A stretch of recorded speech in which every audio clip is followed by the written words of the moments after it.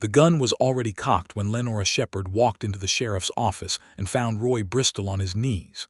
Not praying, not begging, but bound at the wrists by a man she recognized with a cold shock of betrayal that nearly stopped her heart altogether. Wade Cutter, the cattle baron who owned half of Caldwell County, Kansas, stood behind Roy with a revolver pressed against the back of his skull, and the look on Roy's face when he saw her was the most devastating thing she had ever witnessed. It was not fear for himself. It was pure, raw terror for her. "Lenora, run," Roy said, and his voice was so steady, so controlled that it broke her in half. She did not run. She had never been the kind of woman who ran. "Well," Wade Cutter said, and his smile was the smile of a man who had been holding a secret for a very long time and was deeply enjoying the moment of its release. "Isn't this a pretty picture? The sheriff's little morning ritual walks right into my trap." Lenora felt the words like a physical blow. His morning ritual. He knew. Wade Cutter had been watching, calculating, and he had used her as the bait to lure Roy to his knees. He had known that if Roy saw her in danger, he would come. He had known that because everyone in Caldwell knew the one truth that Roy Bristol had never spoken aloud but had been broadcasting every single morning for 8 months, one small gesture at a time. Every morning, without fail. Roy would be standing on the boardwalk outside his office when Lenora came down the main street, and he would tip his hat to her. Just that. A single, careful, deliberate tip of that worn brown hat, and she would nod back, and neither of them had ever said the word that was balanced on the edge of that gesture like a coin spinning on a table. Until today. Until this moment, when the word had been ripped out of both of them by violence and desperation and the cold barrel of a gun. "Let her go," Roy said. "Now why would I do that?" Wade Cutter said pleasantly. Lenora looked at Roy Bristol on his knees and felt something shift in her chest that was enormous and irreversible, like a tectonic plate moving beneath the earth. She had been telling herself for 8 months that the hat tip was courtesy, that it was the kind of thing a sheriff did. That it meant nothing, that she meant nothing to him. She understood now, looking at his face, that she had been lying to herself for 8 months, and she was done lying. "Because," she said, and she reached into the pocket of her apron and wrapped her fingers around the derringer she had been carrying since the night the last threat was made, "I am not the bait you think I am." She had been a widow for 2 years. She had been alone for longer than that. She had been afraid, and she had been strong, and she had been foolish about love, and now she was going to be something else entirely. But to understand what happened in that office on that Thursday morning in October of 1878, you have to understand what came before it. You have to go back to a cold February morning, when a woman with a carpetbag and a broken heart stepped off a stage in Caldwell, Kansas, and a sheriff with dark eyes and a quiet reputation tipped his hat to her for the very first time. Caldwell, Kansas in 1878 sat at the edge of the Kishom Trail like a man standing at the lip of a cliff, looking down. It was a cattle town, a border town, and a town that chewed up the soft-hearted and spat out the bones. The Texas Longhorns moved through it every spring and summer by the thousands, and with them came the cowboys and the gamblers and the men who profited from both, and the violence that rode alongside all of it like a shadow that never separated from its source. It was not a gentle place. Lenora Shepard had not come to Caldwell looking for gentleness. She had come looking for a clean start, which was a different thing entirely. She was 27 years old and had buried a husband named Daniel Shepard in St. Louis 18 months prior. Typhoid fever, the doctor had said, and it had taken Daniel in 9 terrible days that Lenora still sometimes relived in her sleep. She had loved Daniel with the ordinary, comfortable love of a young woman who had married young, and had not yet discovered the difference between love that sustains and love that transforms. She had grieved him honestly and fully, and then, when the grief had settled into the quieter shape of absence, she had looked around the rooming house in St. Louis where she was paying rent by taking in mending, and she had understood that she was done. Done with the city. Done with the pity she saw in her neighbors' faces. done with being the widow shepherd who took in other people's torn coats and fraying collars. She had an aunt in Caldwell, a woman named Harriet Moss who ran a boarding house on the northern end of Main Street, and who had written to say that she needed help, and that the town needed a seamstress, and that it was hard country but good country, and that Lenora was welcome. Lenora packed everything she owned into a carpet bag and a small trunk, and made the journey west by rail and then by stage. And she arrived in Caldwell on a February morning, when the wind was coming down off the prairie like something personal, and the sky was the color of old pewter, and everything smelled of cattle and dust and wood smoke. She stepped off the stage with her carpetbag clutched in both hands, and she stood on the main street of Caldwell, Kansas, and looked around at the raw wooden buildings and the muddy street, and the men moving through it with their hats pulled low, and she felt something that was either courage or despair, and decided to call it courage because the other option was not useful. "Morning," said a voice beside her, and she turned.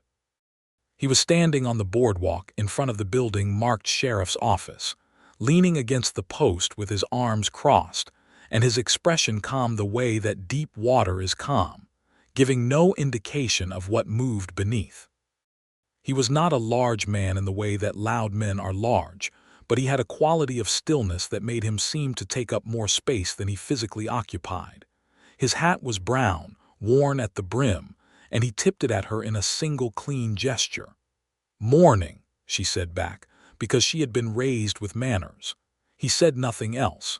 He did not offer to carry her trunk or tell her his name or comment on the weather.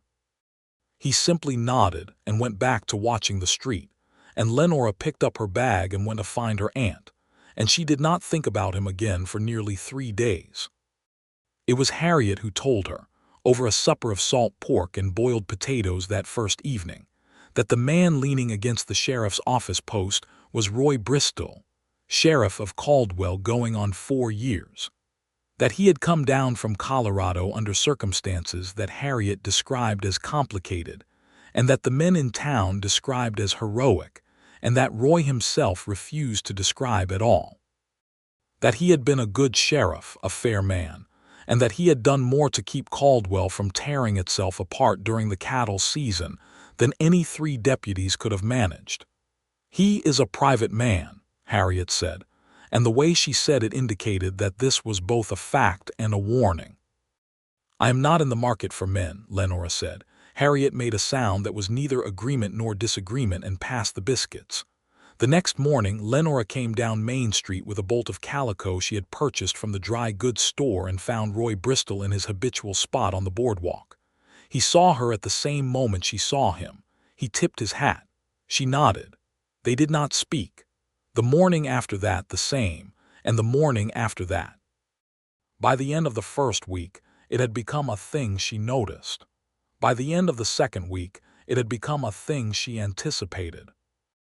By the end of the first month, it was the steadiest thing in her day, which unsettled her enough that she mentioned it to Harriet, who made the same noncommittal sound as before, and said only that Roy Bristol was a creature of habit. Lenora set herself up as a seamstress out of a room at the back of Harriet's boarding house. She put a small sign in the window that faced the street, and within 2 weeks she had enough work to keep her busy from morning until the lamps needed lighting. Caldwell had no dressmaker of its own, and the women of the town had been sending their work to Wichita at considerable inconvenience, and Lenora's arrival was met with the practical gratitude of women who had been waiting for exactly this solution. She was good with her hands and better with people.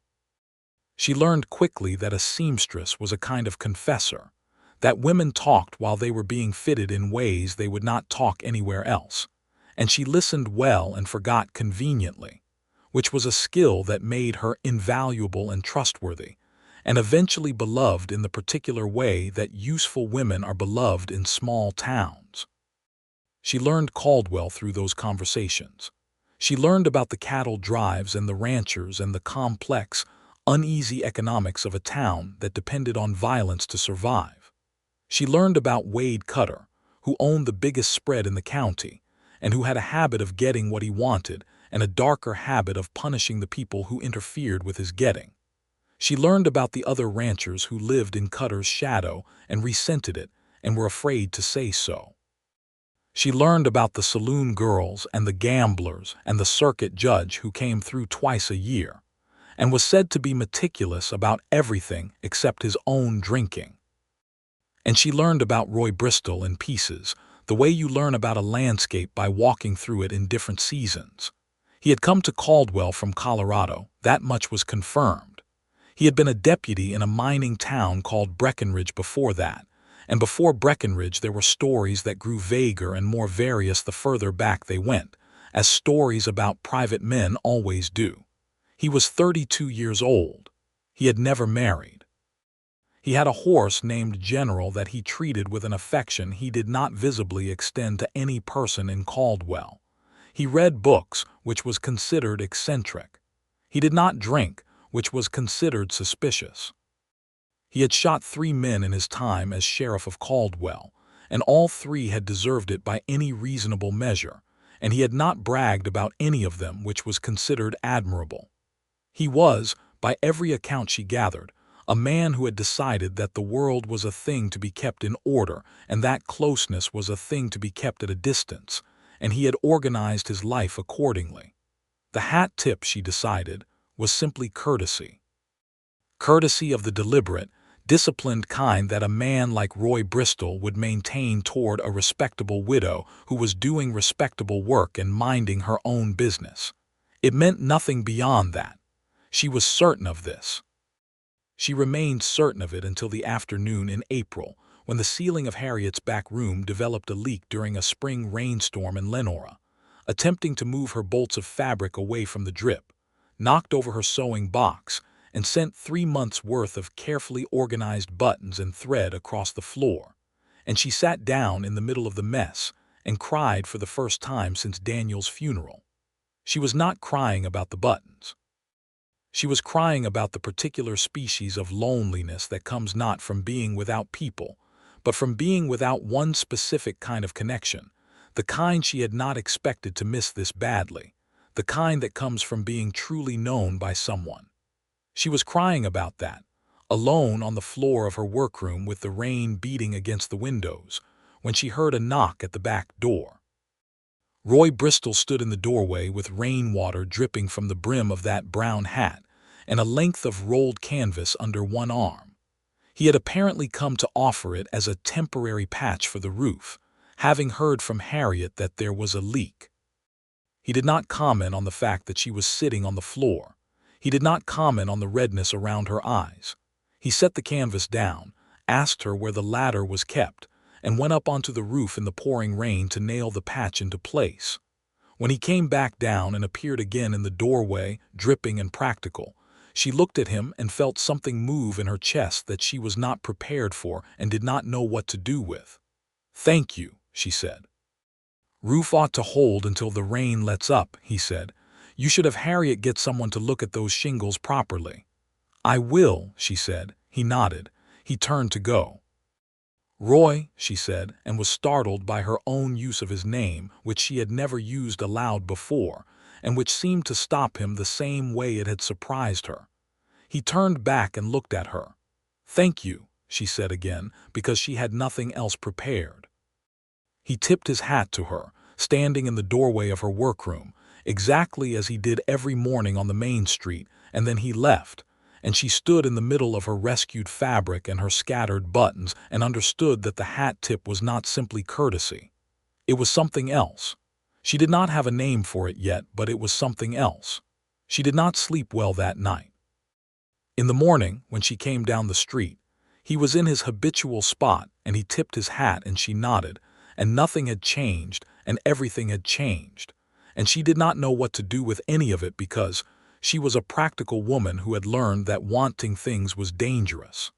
The spring cattle season brought the trail hands up from Texas, and Caldwell went from a quiet town to a roaring one almost overnight. The population swelled, the saloons never closed, and Roy Bristol went from a man who stood on a boardwalk and watched the street to a man who was everywhere at once, maintaining an order that was perpetually on the verge of collapse with the quiet authority of someone who had decided long ago that the alternative was not acceptable. Lenora watched from the edges of this.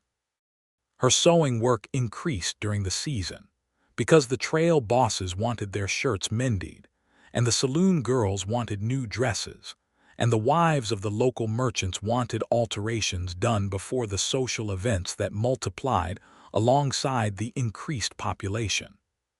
She was busy enough that she barely left the boarding house some days, but she still came down Main Street every morning, and Roy still tipped his hat, and they both still maintained the careful fiction that this was nothing. It was during the cattle season that she first encountered Wade Cutter directly. She had heard enough about him to be cautious. She had formed a picture in her mind of a large, loud man who dressed expensively and spoke in threats. The reality was more troubling. Wade Cutter was quiet, almost soft-spoken, with pale gray eyes and the kind of manners that had clearly been expensive to acquire. He came to her for a suit to be let out at the shoulders, because he was the kind of man who ate well and exercised little, and he sat in the chair beside her work table while she took his measurements and talked about Caldwell with the proprietary ease of a man describing his own property. "You're settling in," he said, "not a question." "I am," she said, keeping her voice neutral. "Caldwell can be good to people who know how it works," he said, "and hard on people who don't." She wrote down the shoulder measurement. "I appreciate the advice." He smiled at her with those pale gray eyes. "Roy Bristol has been paying you particular attention, I notice." Her pencil stopped moving on the notepad. "He tips his hat every morning," she said carefully. "He does that for everyone." "Does he?" Cutter said, and the way he said it made it very clear that he knew exactly how specific that hat tip was, and that he had been watching, and that this was information he planned to keep for later, like a card held close to the chest. After he left, she sat for a long time at her work table and stared at the wall, and felt the particular chill of understanding that she had been made a piece in a game whose rules she did not yet fully know. She went to Roy that evening. She had never gone to his office before, never sought him out deliberately, and the act of walking through the door felt enormous and transgressive and necessary all at once. He looked up from the papers on his desk with an expression of controlled surprise that he smoothed over in an instant. "Mrs. Shepard," he said. "Lenora," she said. "I think we have moved past Mrs. Shepard." Something shifted in his expression, just slightly. "Lenora." She told him about the conversation with Cutter. She told him what Cutter had said about Roy's attention, and the way he had said it. She watched Roy's face carefully as she spoke, and she saw him working through the information with the methodical precision of a man who had made his career out of reading situations accurately. When she finished, he was quiet for a moment. "You're right to be cautious of him," he said finally. "Cutter has been acquiring land in this county for 3 years by methods that are not always legal and never entirely kind. And I have been building a case against him for the past 8 months with the cooperation of 2 ranchers who are willing to testify about how he took their land. If Cutter has decided to use you as a pressure point, it means he knows I am closer than he would like." "Then I am in danger because of you," she said. "You may be," he said, and she appreciated enormously that he did not minimize it. "I am sorry for that. It was not my intention for anyone else to be put at risk." "I did not say it to blame you," she said. "I said it because I want to understand the situation." He looked at her for a moment with an expression she could not fully read. "Most people would have said they were leaving," he said. "I am not most people," she said. And she was rewarded with the rarest thing she had yet seen from Roy Bristol. A small, genuine, unguarded smile. She walked home through the early evening, past the men coming and going from the saloons, past the women gathering on their porches in the cooling air, and she felt something she had not felt in a very long time. She felt, inexplicably, as though she was exactly where she was supposed to be. She did not examine this feeling too closely. She was still a practical woman. The summer deepened and the case against Cutter moved slowly the way that legal things in 1878 Kansas moved, through letters to the county seat at Wichita, and the careful assembly of affidavits, and the waiting that was the most grueling part of any legal proceeding. Roy kept her informed in his careful, economical way. He had established a habit of stopping by the boarding house on Tuesday and Thursday evenings on the pretext of checking on Harriet's welfare, which no one found entirely convincing, but which Harriet herself encouraged with the cheerful transparency of a woman who liked happy endings. These evenings became the architecture of Lenora's summer. They sat on Harriet's porch when the evenings were warm and in the parlor when they were not, and they talked in the way that two private people who have decided to trust each other talk, carefully at first and then less carefully, and then with the unself-conscious openness that is one of the great underrated pleasures of early love. She learned the truth about Colorado in pieces. He had been a deputy in Breckenridge in 1872 and had been instrumental in breaking up a gang that had been robbing mining operations throughout the territory. One of the men in the gang had been the younger brother of his supervising marshal, and Roy had turned that man in with the same deliberateness he applied to everything else, and it had cost him his position and nearly his life when the marshal decided that Roy was more dangerous than useful. He had left Colorado under the shadow of that decision and carried the weight of it with him to Caldwell, not the weight of regret but the weight of a man who has discovered that doing the right thing and being thanked for it are two separate and often unrelated events. "You made the right choice," Lenora said one August evening, sitting in Harriet's parlor with the lamp throwing warm light across the walls. "I know that," he said. "That's not what makes it heavy. What makes it heavy?" He was quiet for a moment, turning his hat over in his hands the way he sometimes did when he was thinking his way through something he would not normally say. The brother's name was Charlie. He was 20 years old. He wasn't evil, just wrong, and I knew the difference and it didn't change what I had to do. He paused. He served 3 years and got out, and I have never heard what became of him. That's what makes it heavy, not knowing if I saved him or broke him.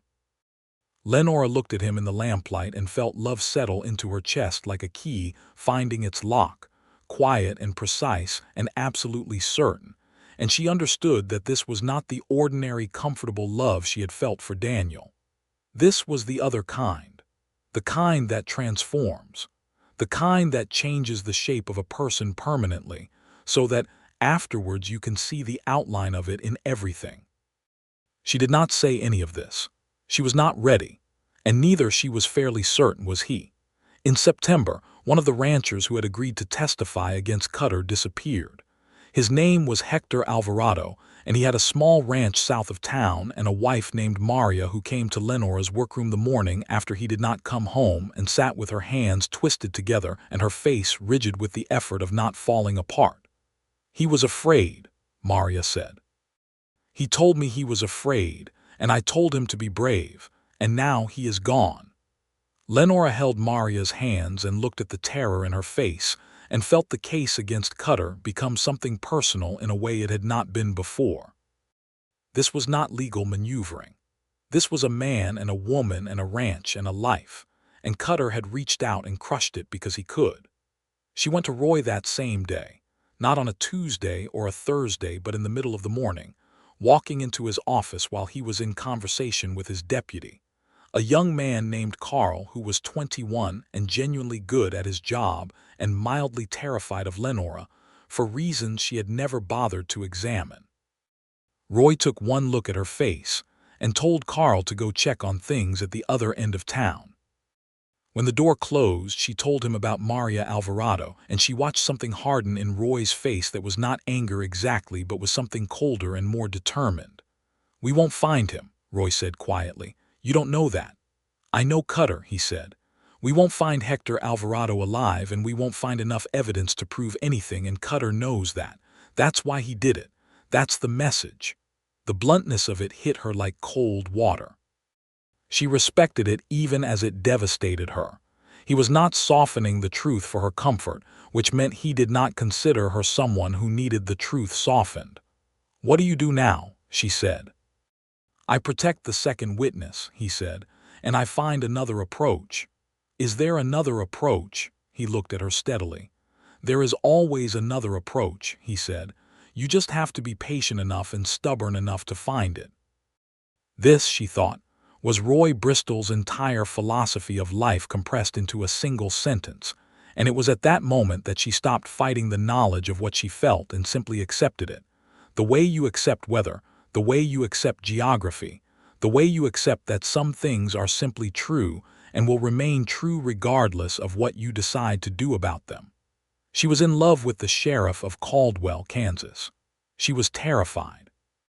She went home and did not sleep and came down Main Street the next morning, and he was in his spot, and he tipped his hat, and she understood, looking at his face as he tipped it, that he was terrified too. October arrived with a change in the weather that was physical and dramatic, the prairies going gold and the wind turning cold, and the sky that particular shade of heartbreaking blue that only exists in autumn on the plains. The cattle season was winding down, the trail hands heading back south, the town contracting back to its quieter self, and the case against Cutter had shifted into a new and delicate phase. Roy had found a second approach. There was a land deed in the county record's office in Wichita that Cutter had filed in 1876, claiming a section of land that had belonged to a family named Prout, and Roy had located the original Prout deed, which predated Cutter's filing by 3 years, and which had been recorded under a slightly different notation that Cutter had apparently assumed would be overlooked. He had sent copies to a lawyer in Wichita and a second copy to the federal land office, and the response had come back in late September, indicating that a federal marshal would be dispatched to Caldwell by the end of October. Cutter knew that something was moving. Lenora could see it in the way he moved through town those last weeks of September and into October, the careful, watchful stillness of a man who is calculating his options. She avoided him when she could and was professional when she could not, and she noticed that he had begun to watch Roy with a particular, assessing attention that made her deeply uneasy.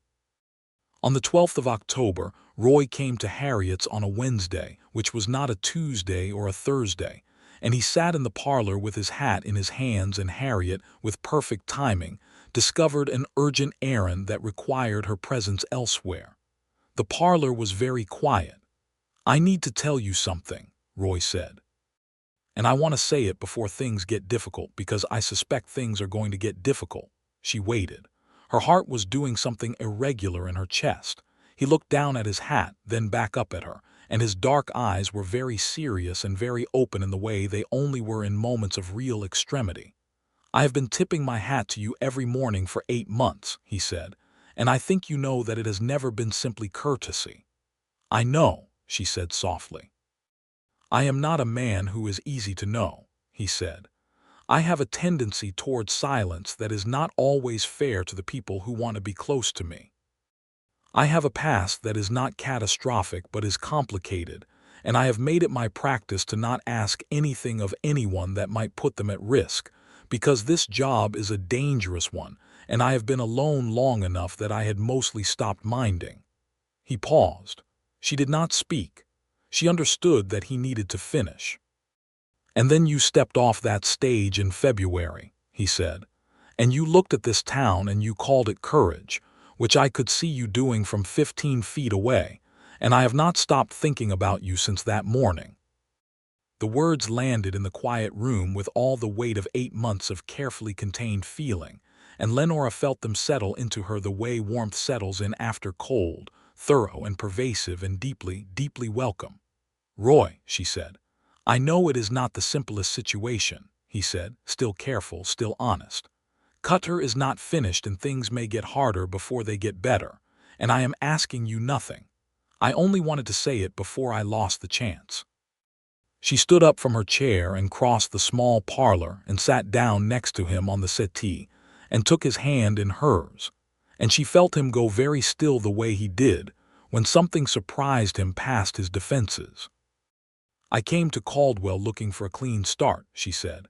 "I did not come looking for love, but I am not the kind of person who refuses a gift just because she didn't ask for it. He looked at her hand in his and then at her face, and she saw something unlock in his expression that she suspected had been locked for a very long time. "Lenora," he said, with his whole voice for once, nothing held back. "Yes," she said, answering the question he had not quite asked. Outside the parlor window, the October wind moved through the cottonwood trees along the street with a sound like rushing water, and somewhere down the block, a door banged open in a gust, and Lenora Shepard held Roy Bristol's hand in the lamplight of her aunt's parlor in Caldwell, Kansas in the autumn of 1878, and felt, for the first time in a very long time, that the future was a country she wanted to travel toward rather than a country she was simply being carried through. He did not kiss her that evening. He held her hand and they sat for a long time in the quiet parlor and talked with a new openness that felt like the first breath after surfacing from deep water. And when he left, he stood in the doorway and looked at her with that dark, steady gaze, and she felt the warmth of it all the way across the room. In the morning, she came down Main Street, and he was in his spot, and he tipped his hat. But now they both smiled. 3 days later was the day Wade Cutter decided to use that information. Lenora had gone to the sheriff's office that morning not for any particular reason, but because she had been coming more often lately, and Roy's deputy, Carl, had become resigned to her presence with the grace of a young man who recognized the direction of things. She was bringing Roy a piece of information she had learned from one of her fitting customers, the wife of a man who worked at the bank, who had let slip that Cutter had recently made a large withdrawal in cash, which meant either that he was paying for something or paying someone, and which Lenora had correctly identified as something Roy needed to know. She came through the main door of the office and found Roy on his knees. Wade Cutter stood behind him with a revolver pressed to his skull. 2 men she recognized as Cutter's ranch hands stood by the windows with rifles. Carl was slumped against the far wall with a gash on his head, unconscious but breathing. Roy looked at her and said, "Lenora, run." She did not run. Cutter said his piece about the sheriff's morning ritual, and the cold amusement in his voice was the sound of a man who had been gathering this particular intelligence for months and was pleased to finally deploy it. He had used her as bait.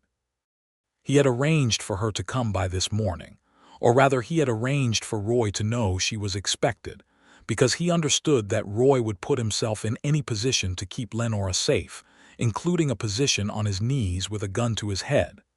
This was a trap built out of love, which made it a particularly dark and calculated cruelty. "Here is what happens now," Cutter said, still pleasant, still quiet.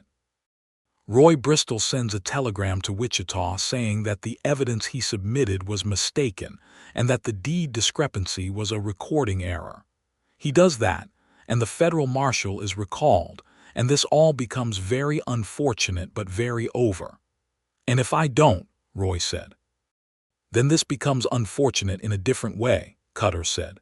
Lenora's hand was on the derringer in her apron pocket. She had purchased it in September after Maria Alvarado came to her workroom with terror in her face. It was a small thing, a 2-shot percussion derringer, and she had practiced with it 3 times in the field behind the boarding house until she was confident in it. It was not a long-range weapon. She was close enough. But if she moved against Cutter, his ranch hands had rifles and Roy was already restrained, and the calculation was impossible. She needed to change the calculation. "Wade," she said, in the voice she used when she was measuring a difficult customer, calm and businesslike, "before you do something that cannot be undone, I want to tell you something." Cutter looked at her with those pale eyes. "I'm listening." "The lawyer in Wichita who received those documents from Roy is named Edmund Stovall," she said. "The copy that went to the Federal Land Office went through a clerk named Paul Rays, who has been corresponding with the Solicitor General's office in Washington about a series of irregular land filings in 3 Kansas counties, of which yours is one. Roy did not send those documents alone. I helped him compile them, and I know where every copy is. If anything happens to Roy, or to me, that correspondence becomes the first thing that is examined. This was not entirely true. She knew about the Wichita lawyer because Roy had told her. The federal land office clerk and the correspondence with Washington she had constructed on the spot out of things she had pieced together from her customers' conversations over months, which was the other thing that being a good seamstress and a good listener had given her. But she said it with the absolute conviction of a woman stating known facts, because she was a practical woman, and a practical woman in an impossible situation uses what she has. Cutter's pleasant expression did not change, but something in his eyes shifted. "You're bluffing," he said. "Am I?" she said. "Roy is meticulous. Did you think he sent everything through one channel?" Cutter looked at Roy. Roy looked back at Cutter with the steady, unhurried gaze of a man who was absolutely not going to confirm or deny anything. The silence stretched. One of the ranch hands by the window said, "Wade," in a tone that suggested he had not signed up for whatever this was becoming. Cutter made the calculation that Lenora had been hoping he would make. He was not, ultimately, a stupid man, and a stupid man might have called her bluff and pulled the trigger and discovered the truth afterward. But Cutter was the kind of man who had built his wealth on accurate assessment of risk, and the risk here had just become uncertain, and uncertain was something Wade Cutter could not abide. He removed the revolver from Roy's skull. He did not put it away. He held it at his side and looked at Lenora with a new expression, something that was part respect and part hatred and entirely cold. "This is not over," he said. "No," Roy said, getting to his feet with the careful dignity of a man who had just been on his knees and had no intention of behaving as though that fact should be dwelt upon. "But it is over for today, and today is what matters." He crossed to his desk, reached into the drawer, and came out with his own revolver in his right hand and a set of manacles in his left. "Wade Cutter, I am arresting you for assault on a law officer and the unlawful detention of a citizen of this territory. The rest of the charges will follow." One of the ranch hands raised his rifle. Roy looked at him with perfect calm. "I will shoot you before that comes level," he said. "Not a threat, a statement of logistics. And then I will shoot your partner. And then I will deal with your employer. You can decide whether that is how you want this to go." The ranch hand lowered the rifle. It took 20 minutes to have Cutter and his 2 men locked in the cells at the back of the office. Carl came around during that time and was revealed to have a significant headache and a split above his eyebrow that Lenora cleaned and bandaged with the supplies from the medical kit she located in the bottom drawer of Roy's desk. She was still shaking slightly. She was managing the shaking by keeping her hands busy, which was a technique she had perfected over 2 years of practical necessity. When the cells were locked and Carl had been sent to fetch the town doctor and Roy had sent telegrams to both Wichita and the federal land office detailing what had occurred, the office was finally quiet, and Roy turned from the telegraph and looked at Lenora sitting in the chair by his desk, still in her apron with the derringer in its pocket and her hair coming loose from its pins. He crossed the room in 4 steps and took her face in his hands and kissed her with the complete absence of restraint of a man who has just survived something and is done, entirely done, with holding things at a measured distance. She kissed him back with equal conviction. When they separated, he rested his forehead against hers and she felt the small tremor in his hands that he would not otherwise have let her see. "The bluff," he said quietly, "Paul Ray's, the Solicitor General, was mostly invented," she admitted. He made a sound against her forehead that was the full, honest, unguarded laugh she had never heard from him before. It was extraordinary. It changed his whole face. "Lenora Shepard," he said. "Yes," she said again, still answering. The federal marshal arrived 9 days later. His name was Warren Galt, and he was a compact, efficient man from the territorial office who went through the documentation Roy had assembled with the methodical thoroughness of a man who intended to be absolutely certain before he acted, and then acted with the complete decisiveness of a man who had made certain decisions in his career that he would not have described as regret, but as education. The land fraud case against Cutter was substantial. The Prute deed discrepancy alone was enough to initiate federal proceedings. And when Galt interviewed the second rancher, a man named Thomas Birch, who had been living under Cutter's shadow for 2 years with the nervous resignation of a man who had decided survival was more important than justice, Birch told a complete and detailed account of exactly how Cutter had obtained his land. "He is going to Leavenworth," Galt told Roy the evening before he left with Cutter in his custody, sitting at the table in Roy's office with a cup of coffee. "Federal land fraud at this scale, combined with the assault charges. He will be an old man when he gets out, if he gets out." Roy said nothing. He did not look satisfied in the way that some men look satisfied when their enemies fall. He looked like a man who had done what needed to be done, and was now turning his attention to what came next. Maria Alvarado received a formal acknowledgement from the federal office that the investigation into her husband's disappearance would continue. And while Hector was never found, there was a quiet understanding among those who knew what had happened that Cutter's departure from Caldwell was a form of justice, however indirect. Maria told Lenora this on a November morning in the seamstress shop, and her eyes were still grieved, but there was something underneath the grief that was the faint beginning of peace, the kind that comes not from forgetting, but from knowing that the thing that caused the loss has been stopped from causing more. Lenora listened and held her hands as she had before, and was grateful that she could offer this much. November settled over Caldwell with a quiet that felt earned. The town contracted to its winter self, the cattle drives finished for the year, the saloons quieter, the streets emptier, and the long cold evenings took on a character that Lenora found she loved fiercely.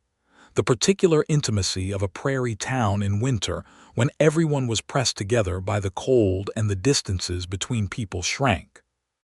Roy came on Tuesdays and Thursdays and also on Saturdays, and Harriet made no pretense about her errand on those evenings, simply staying cheerfully in the parlor and knitting with the undisguised contentment of a woman who was witnessing things going as they ought. He walked Lenora along the creek south of town on a Saturday afternoon in November when the cottonwood trees had shed their leaves, and the water ran quick and dark between frozen edges, and they talked about everything and nothing with the unconstrained pleasure of two people who have discovered that they can say anything to each other and be heard accurately and responded to honestly, which is one of the rarest gifts that two people can give each other. "What do you want, Lenora?" he asked. "Not for Caldwell." "Not practically. What do you actually want?"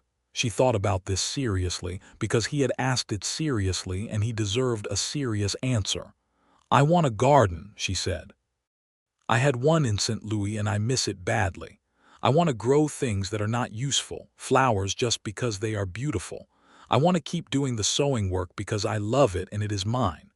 I want evenings like the ones we have been having, with good conversation and quiet rooms and someone who I trust completely sitting across from me." She paused.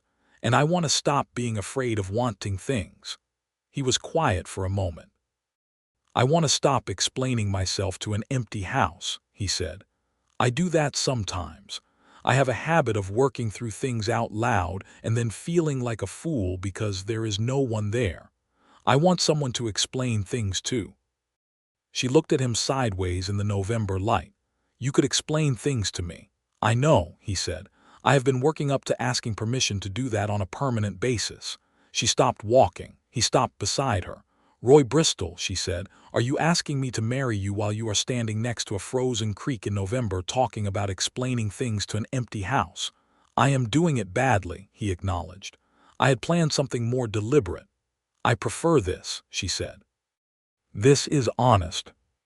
He turned to face her fully and took both her hands and looked at her with everything on his face that he usually kept so carefully managed, the steadiness and the depth and the warmth that ran far below his surface and that she had been allowed to see in pieces over 8 months and now saw whole.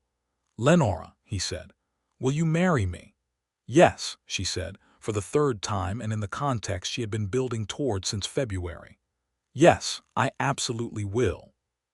He kissed her there beside the frozen creek with the cottonwoods bare and the prairie sky enormous overhead, and she put her hands against his chest, and felt his heart beating fast beneath the steady exterior he showed the world. And she thought that there was nothing more astonishing than knowing the interior of a person that other people only knew the surface of, and that this was both the gift and the weight of love, and that she wanted both.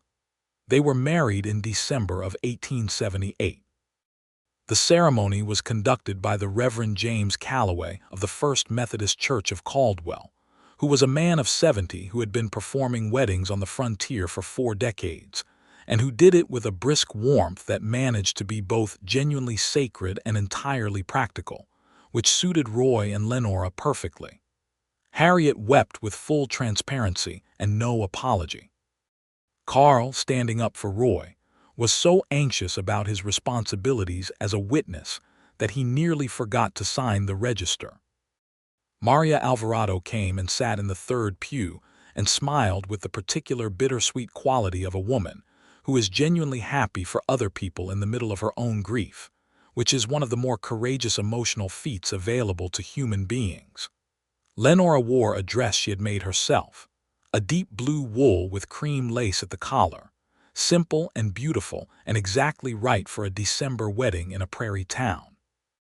She had made Roy a new shirt as well, white cotton, and he wore it with a dark jacket and his good belt and looked, she thought, exactly like himself, which was the best thing he could have looked like. They exchanged vows in the cold, bright church with the winter light coming through the clear glass windows, and Roy's voice was steady throughout, as it always was, but she had learned to listen beneath the steadiness for the current running under it, and she heard it clearly as he said the words he meant completely. She said her own words and looked at his face and felt the totality of the choice she was making with every part of her, and chose it gladly. After the ceremony, Harriet had organized a dinner at the boarding house that had somehow grown to include most of the town's respectable population, which was the other thing that good seamstresses and their good aunts accomplish in small towns. There was food and there was warmth, and there was the particular quality of celebration that belongs to the frontier, uncomplicated and sincere and fully present, without the social performance of larger cities, just people who were genuinely glad and who showed it. Roy danced with her on Harriet's parlor floor, which she had not expected because he had never mentioned dancing and had not been forthcoming about whether he could, and he proved to be entirely capable of a waltz, which he executed with the same quiet competence he applied to everything else. "Where did you learn to dance?" she asked. "Colorado," he said. "There were social events in Breckenridge. It seemed like a useful skill." "Everything is a useful skill with you," she said. "Dancing is useful," he said. "Right now it is also just lovely," she said. He considered this. "That is also true," he agreed, and they danced in Harriet's parlor while the winter evening pressed against the windows and the lamp made the room gold, and Lenora Shepard, who was now Lenora Bristol, thought that she had come to Caldwell looking for a clean start and had found something rather better than that. They moved into the house Roy had been renting on the south side of Main Street, a 4-room frame house that was plain and functional, and that Lenora immediately began to convert into the thing she wanted. She brought curtains, and her workroom moved from Harriet's boarding house to the front room of the house, where the light was good. She put up shelves for her thread and her fabric. She hung a mirror in the narrow hallway that made the space feel twice as wide. Roy watched all of this with the expression of a man who is discovering what it feels like to have a house become a home, and who is finding the experience genuinely astonishing. "You are very efficient," he said, on the second evening, watching her hang the last curtain. "I have been managing my own space for 2 years," she said. "I know what works." "You know what works and then you do it," he said, without excessive deliberation. "I deliberated in February," she said. "By December I had used up my deliberation." He laughed. She was still collecting his full, honest laughs because they were rare and wonderful. "I deliberated until October," he said. "I know," she said. "I watched you deliberating every morning from the Main Street." "Every morning," he said. "Every morning," she confirmed. He came to where she was standing by the window and wrapped his arms around her from behind, his chin at her shoulder, looking out at the winter street together. "I wasted 8 months," he said. You spent 8 months, she corrected. There is a difference. He pressed his lips to her hair. She leaned back into his arms and watched the lamplight on the Caldwell street, the ordinary, extraordinary evening of a woman who had found, in a cattle town on the Kansas prairie in the hardest year of her life, the thing that all the coming years would be built around. The winter was long and quiet and very good. Spring came, and with it the first anniversary of the morning she had stepped off the stage, and Lenora planted a garden in the small plot behind the south-facing wall of their house, just as she had told Roy she would. She planted sunflowers because they were extravagant, and 4 o'clock flowers because they bloomed in the evenings when she and Roy sat outside on the bench he had built against the back wall, and sweet peas because she had loved them in St. Louis, and she was not prepared to give them up just because she had moved 600 miles west. The garden was a declaration, she felt, that she was here, that she intended to stay, that this patch of Kansas earth was hers and she was planting beauty in it on purpose. Roy finished the bench and handed her the leftover lumber and asked if she needed anything else built, and she said she needed a proper shelf for her workroom and a box for the garden tools, and he built both with the patient precision he applied to everything physical, working on weekend afternoons while she sewed in the front room, and they called back and forth through the window, the comfortable domestic exchange of two people who are happy with the arrangement of their lives. Carl had been promoted to deputy in November when Roy had successfully argued to the county commissioners that the town's population warranted a second paid position, and he was doing well, growing into the authority with a reliability that gratified Roy and amused Lenora, who could see how much Carl wanted Roy's approval and how scrupulously Roy gave it when it was earned without inflating it when it was not.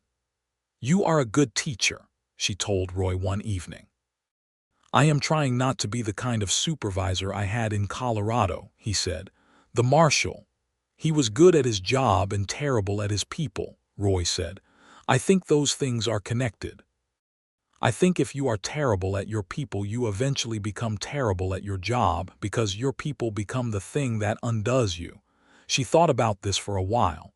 "That is a fairly sophisticated understanding of institutional failure," she said. He glanced at her. "I have been thinking about it for 6 years." She smiled. "Has it been useful?" "You tell me," he said, and the way he said it, looking at her quietly across the supper table, encompassed Carl and his growing confidence in Harriet and her safe boarding house, and every interaction Roy had with the citizens of Caldwell in such a way that she understood he was including all of it when he asked, including her, including everything. "Yes," she said, "it has been useful." Summer arrived with the second cattle season and its attendant complications, but the dynamic in Caldwell had shifted. Cutter's departure had created a vacuum that several smaller ranchers had moved into without the monopolizing aggression that had characterized his tenure, and the result was a more distributed power structure that was, in Roy's assessment, healthier even if it was more complicated to manage. The trail hands came, and the saloons roared, and Roy worked the long hours of cattle season, and Lenora ran her seamstress shop with the established efficiency of a woman who had been doing it for over a year, and whose reputation for good work and discretion had made her the first and only stop for every woman in the county who needed something made or mended. She hired a girl to help her in June, a 16-year-old named Abby from a homestead family outside of town, whose mother had come in for a fitting, and mentioned that Abby had a talent for needlework and too little to occupy it. Abby was quick-fingered and serious and slightly overawed by everything, and Lenora taught her with the patient attention of a woman who remembered clearly what it was to be young and capable, and looking for someone to confirm it. "You are good at this," Lenora told her, examining a collar Abby had finished. Abby looked pleased in the suppressed way of girls who have been taught that pride is unseemly. "Thank you, Mrs. Bristol." "You can say thank you without the apology in your voice," Lenora said. Abby blinked. "I didn't know I was apologizing." "Most of us don't," Lenora said. "That is the trouble." In August of 1879, she discovered she was expecting a child. She told Roy on a Tuesday evening, sitting in the parlor with the summer dusk coming in through the windows she had left open against the heat, and she watched his face move through surprise to something she could only describe as reverence, a deep, still, thoroughly undisguised joy that he made no effort to contain. He came across the room to her and held her face in his hands and looked at her with everything. "Lenora," he said. She smiled. "That is your word for when you have run out of other words." "I have run out of other words," he confirmed.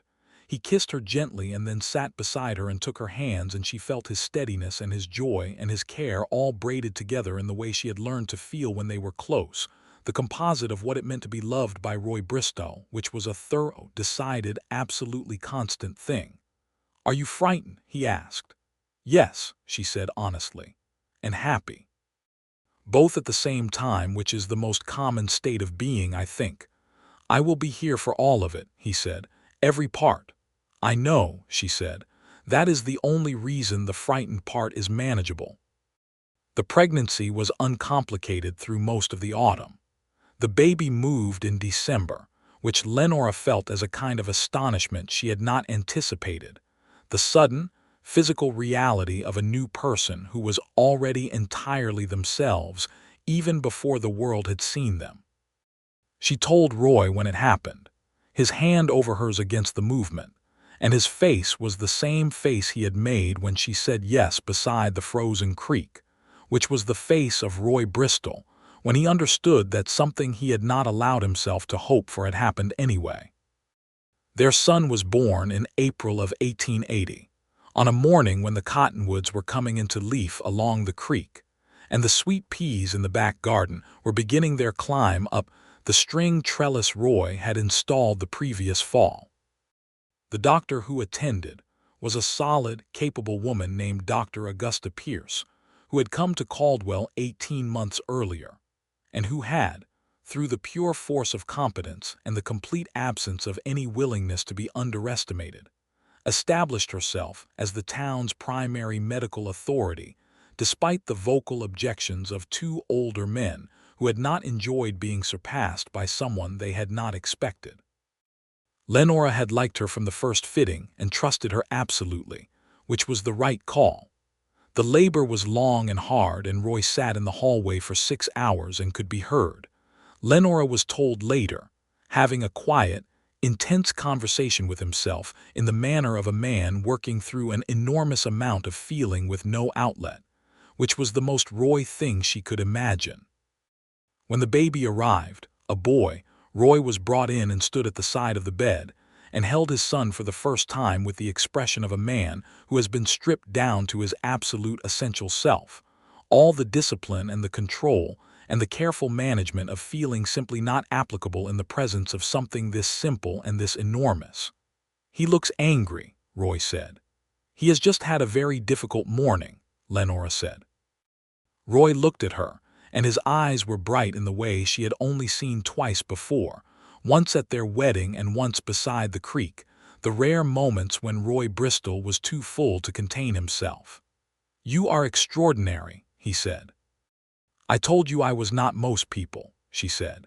He laughed, full and honest, in the room where his wife lay holding their new son, and the baby startled at the sound and blinked, and seemed to assess the situation with the focused attention of someone who intended to understand this world as thoroughly as possible.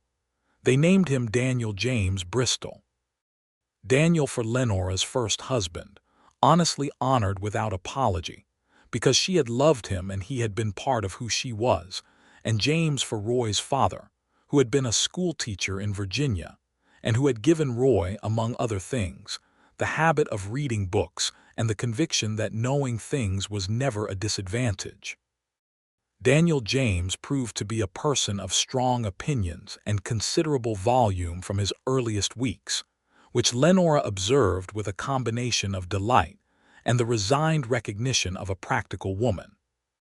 Roy took to fatherhood with the same methodical dedication he applied to everything else, reading medical texts and asking Dr. Pierce comprehensive questions, and in the evenings, sitting in the rocking chair he had built over the winter and reading aloud from the books on his shelf, to a baby who was far too young to understand the words, but who seemed to find the steady rhythm of Roy's voice an adequate substitute for sleep. "Are you reading him Blackstone's commentaries?" Lenora asked, coming to the doorway of the bedroom one evening. "He seemed interested," Roy said. "He is 4 months old. He has opinions about everything else. He might have opinions about common law." She leaned against the doorframe and watched her husband read to her son in the lamplight and felt something that had no adequate name in any language she knew. Not happiness exactly, which sounded too small. Not contentment, which sounded too static. Something full and complex and profoundly, permanently real. The feeling of a life that is exactly what you chose and exactly what you meant. Carl got engaged in the fall of 1880 to a young woman named Prudence who had come to Caldwell with her family from Ohio, and who had the forthright confidence of a woman who knows what she wants and sees no reason to be indirect about it. She came into Lenora's shop and commissioned a wedding dress and talked about Carl with the unguarded joy of someone who has not yet learned to guard it. And Lenora made the dress with extra care and thought, as she worked, that love in Caldwell was becoming a habit. Harriet, at 63, was still running the boarding house with the comfortable authority of a woman who had outlasted everything that had been thrown at her, and intended to outlast several things more.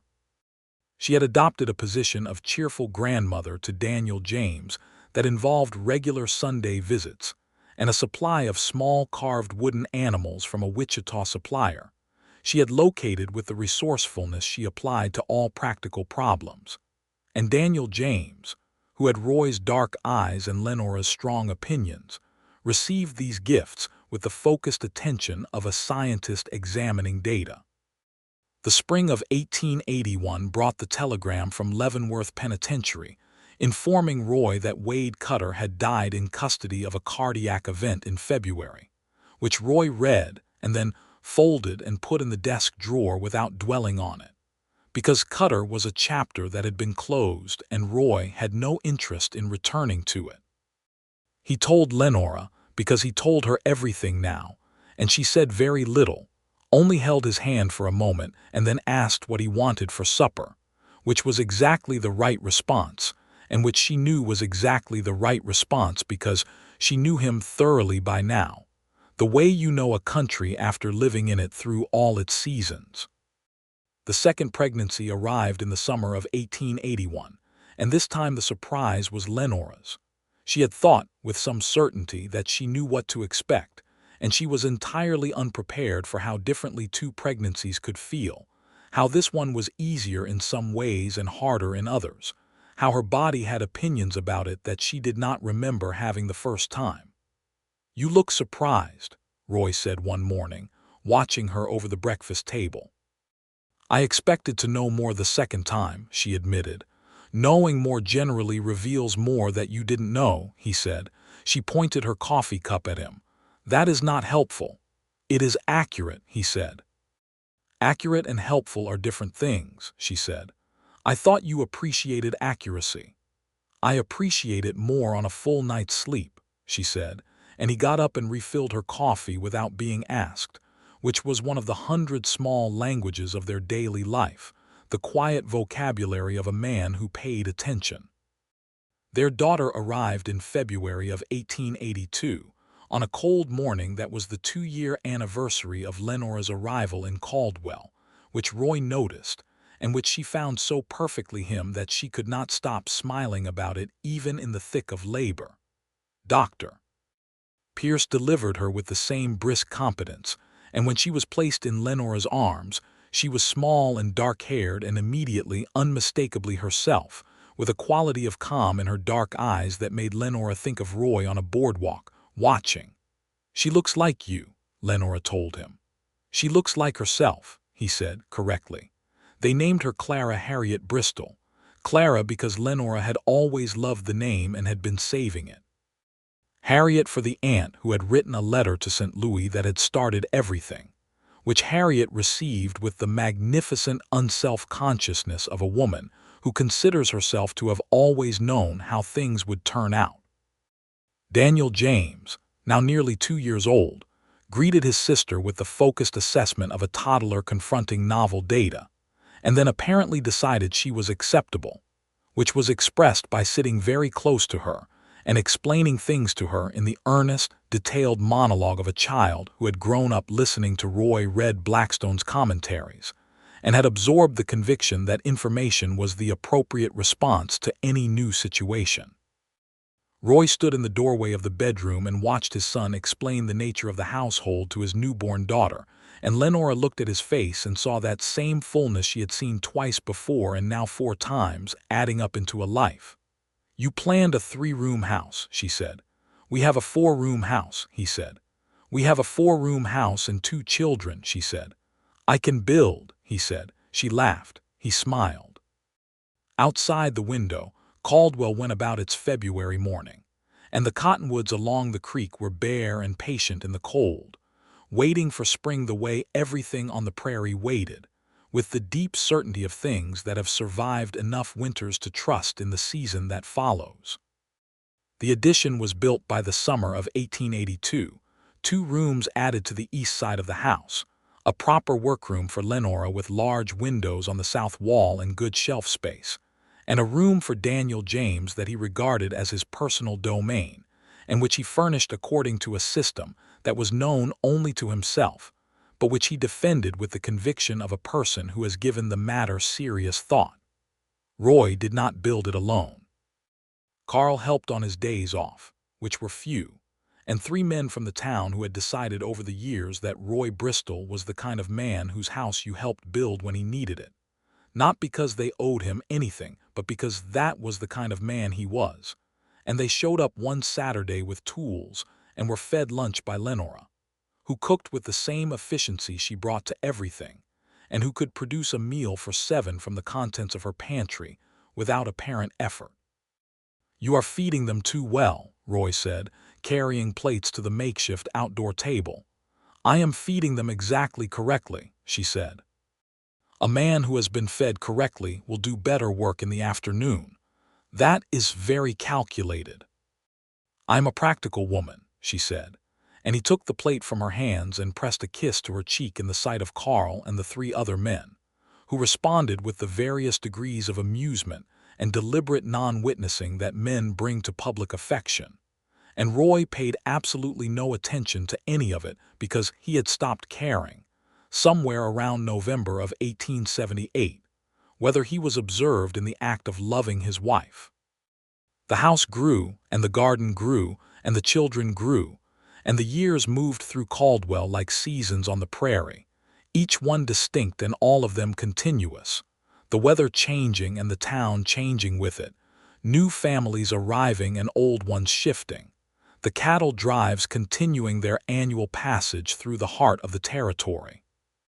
Roy was re-elected as sheriff in 1880 and again in 1882, both times without meaningful opposition, because Caldwell had discovered over the years that Roy Bristol's particular combination of competence and fairness was not a common thing and was worth keeping.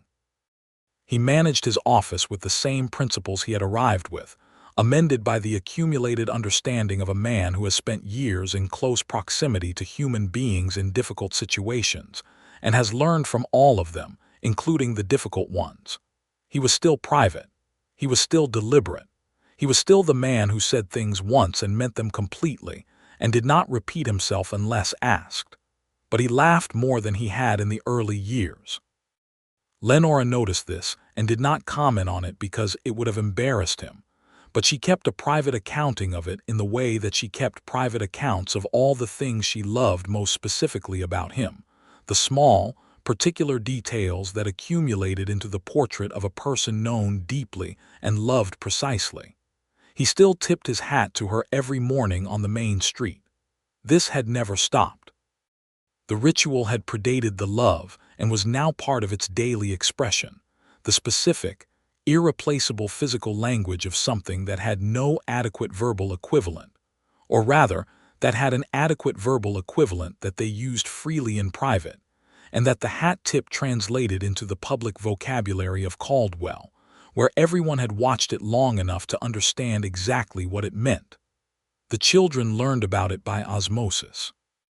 Daniel James, at 3, asked his mother why Papa tipped his hat to her on the street and not to other ladies in the same way, and Lenora, who prized honesty, told him that it was because his father loved her very much and had been saying so since before he knew how to say it in words. Daniel James considered this with his characteristic focused attention. "Does he know how to say it in words now?" he asked. "Yes," said Lenora. "Then why does he still tip his hat?" "Because," Lenora said, "some things are worth saying more than once and in more than one way." Daniel James stored this information in the systematic way he stored everything, and it became, apparently, part of his early understanding of how love worked, which was not the worst foundation for a person. Clara, who talked earlier and more consistently than her brother had a simpler relationship to the ritual. She simply waved enthusiastically every morning when she saw her father on the boardwalk, and was charmed by his hat tip, as though it was performed specifically for her, which Roy allowed her to believe because it made her face light up, and because the truth, which was that it was performed for her mother, was not a corrective that the situation required. In the summer of 1883, when Clara was 1 and Daniel James was 3, and Lenora had been running her seamstress shop for 5 years, and had expanded it to include a second girl, Abby, now 18 and fully capable of managing the simpler work independently. Roy came home on a Tuesday evening with a quieter expression than usual. She noticed immediately. She had learned to read him the way you learn a landscape, by its variations, and this was the expression he wore when he was processing something he had not yet decided how to present. She let him eat supper and put the children to bed, which he did with the patient attention he always brought to it, reading to Daniel James and sitting with Clara until she slept, and then she sat in the parlor and waited. He came in and sat across from her and said, "There is a position being offered." She waited. "U.S. Marshal for the district," he said. "The current marshal is retiring. Warren Galt has been sounding out candidates and he mentioned my name." The room was very quiet. "What does it mean practically?" she said. "Based in Wichita," he said, "with jurisdiction over several counties. It is a significant step in authority and a significant step in responsibility." He was not telling her what he wanted. He was giving her the information and waiting, which was so entirely him that she felt a deep, specific tenderness for his method even in the midst of processing what he had said. "What do you want to do?" she said. "I want to know what you think," he said. "Roy," she said with his name as a patient correction. He looked at her for a moment. "I would like to take it," he said. "Not because Caldwell is not enough. Caldwell is home, and I mean that entirely. But because I think I can do the work at a larger scale and I think it matters to do it." "Then we go to Wichita," she said. He went still. "You are certain?" "I can sow in Wichita," she said. "The children can grow in Wichita. And I will plant a garden there exactly as I planted one here, which took me one spring and which I fully intend to repeat." He was looking at her with the full, open expression she had seen the first time in the lamplight of this house when he held Daniel James, the expression that had no management in it, only the truth. "Lenora," he said. "Yes," she said, for the many times now, always meaning it fully. He crossed the room and sat next to her and held her hands and looked at them for a moment, at the calluses from the sewing needle and the stain from a berry she had been picking in the garden for the children last week, and the ring on her finger that he had placed there in December of 1878. "I love you," he said. Which he said every day in this room or in words or in the tip of his hat on the main street, always finding a way to say it because he had decided in October of 1878 that he was done, entirely done, with the silence that had cost him 8 months he could have spent otherwise. "I know," she said.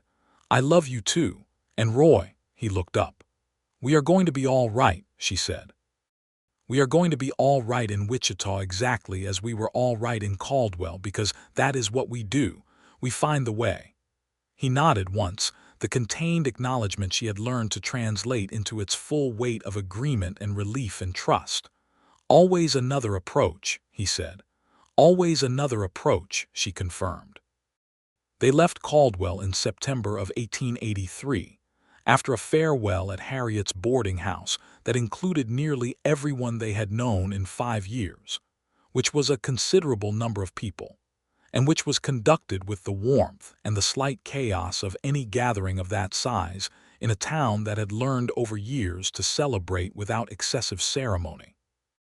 Carl made a speech that was sincere and slightly too long, and that ended abruptly when Prudence stepped on his foot, which Lenora suspected was deliberate.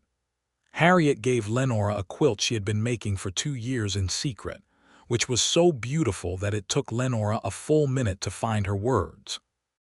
Roy stood in the middle of the gathering and was genuinely moved, which he expressed by being very still and very attentive to every person who came to him, giving each one the full weight of his regard, which was the best and most characteristic thing he had to give. In the morning, before they drove out, Lenora walked down Main Street one last time. The September light was gold on the buildings, and the wind was warm, and everything smelled of the particular combination of dust and distance that was the smell of Caldwell and of Kansas. Roy was standing on the boardwalk in front of the sheriff's office. She looked at him. He looked at her. He tipped his hat. She stood in the golden September morning and felt 5 years of mornings behind that single gesture. The February morning when it was courtesy, and the April morning when she suspected it was more, and the October morning when everything broke open, and the December morning when she walked to the church in a blue dress, and all the ordinary, extraordinary mornings between them, the fabric of a life made up of small, deliberate, repeated things.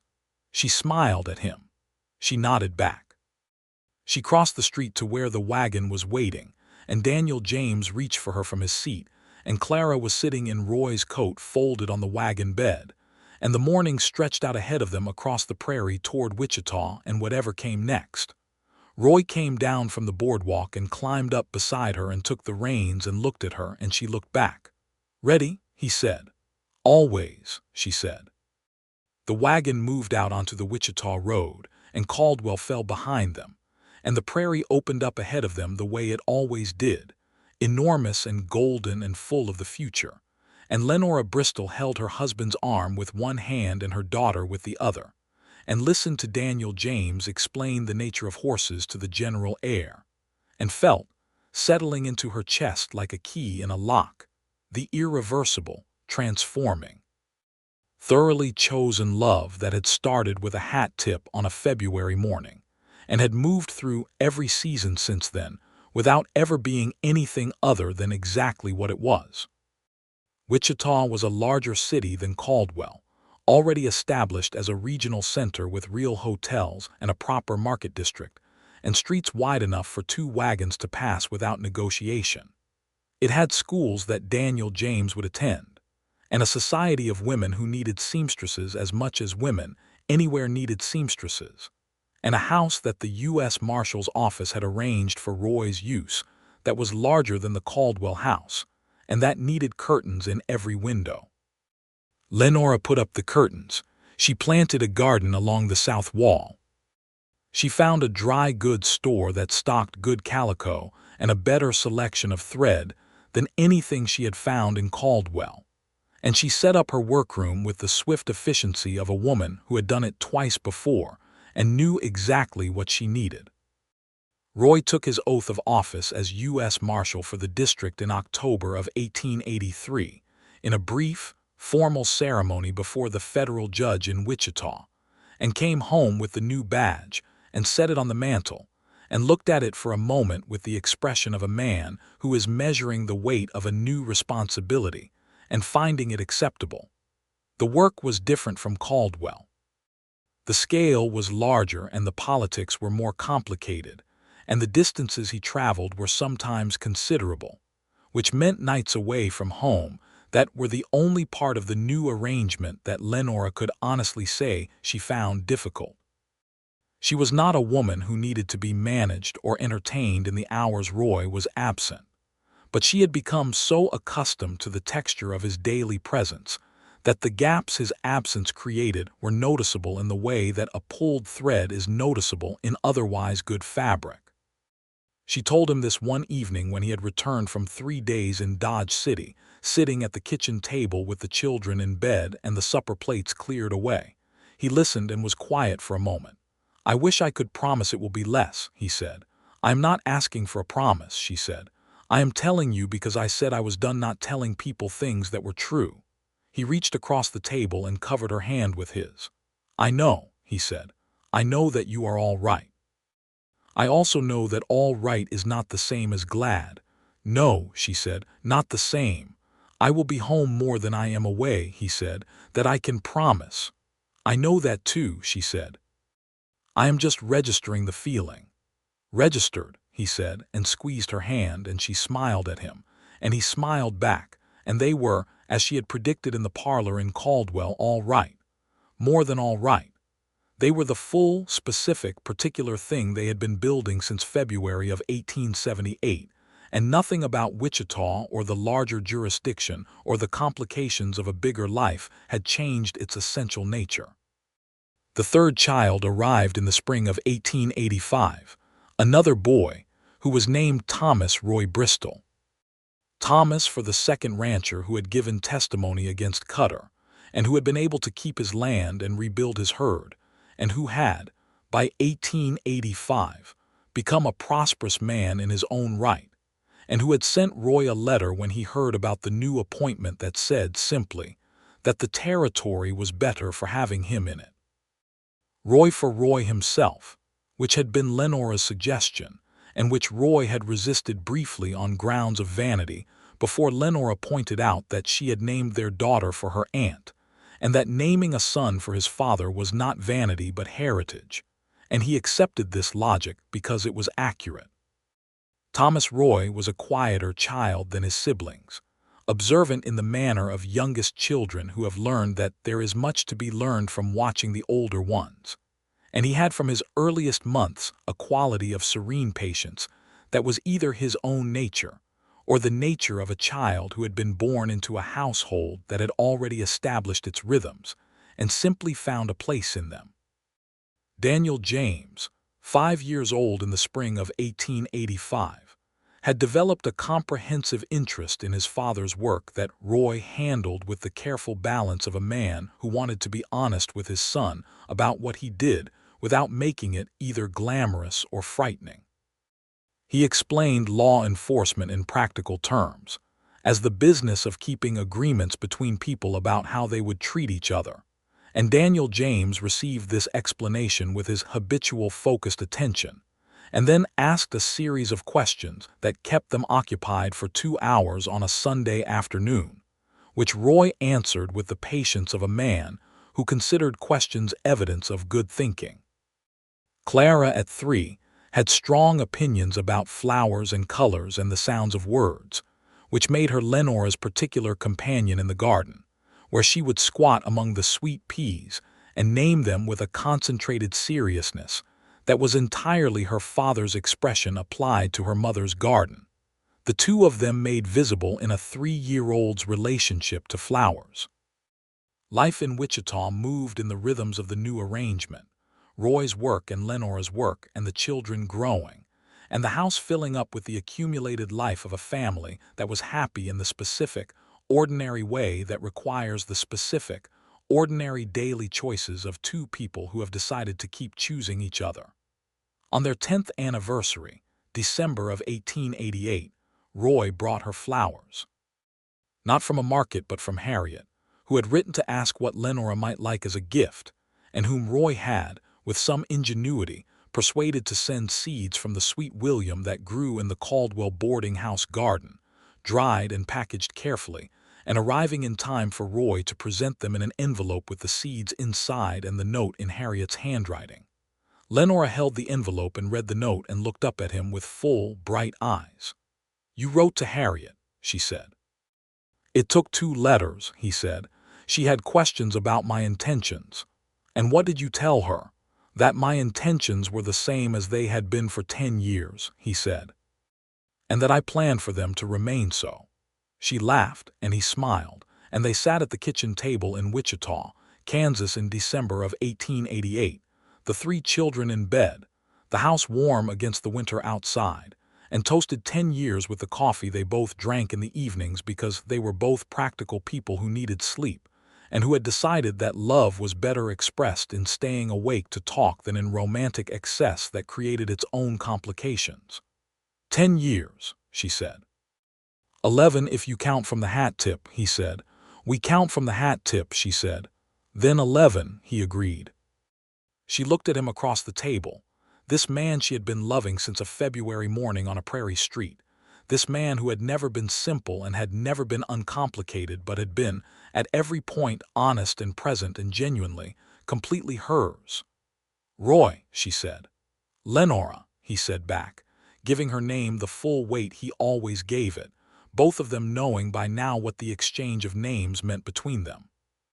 Outside, the December wind moved through the Wichita streets, and the lamp burned on the table between them, and Roy Bristol reached across and tipped the brim of his hat at her where it sat on the chair beside him, the single deliberate gesture that had started everything, performed in their own kitchen for an audience of one, because some things are worth saying more than once and in more than one way.